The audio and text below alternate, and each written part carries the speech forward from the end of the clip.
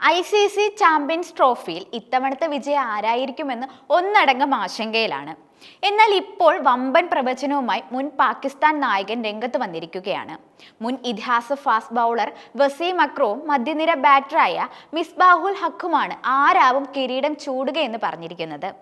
ഞായറാഴ്ചയാണ് ദുബായ് അന്താരാഷ്ട്ര സ്റ്റേഡിയത്തിൽ ഇന്ത്യയും ന്യൂസിലാൻഡും തമ്മിലുള്ള കലാശപ്പോര് നടക്കുക.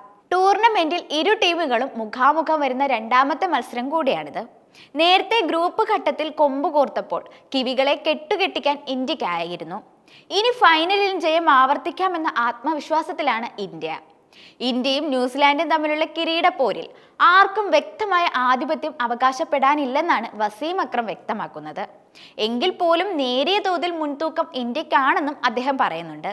ന്യൂസിലാൻഡുമായുള്ള ഫൈനലിൽ ഇന്ത്യക്കാണ് നേരെ മുൻതൂക്കമെന്ന് വസീം അക്രം പ്രവചിച്ചെങ്കിലും മിസ്ബാഹുൽ ഹക്ക് ആരെയും വിജയിയായി തിരഞ്ഞെടുക്കാൻ തയ്യാറായില്ല. ഇത്തവണത്തെ ചാമ്പ്യൻസ് ട്രോഫിയിലെ ഏറ്റവും മികച്ച രണ്ട് ടീമുകളാണ് ഫൈനലിൽ കളിക്കുന്നത്.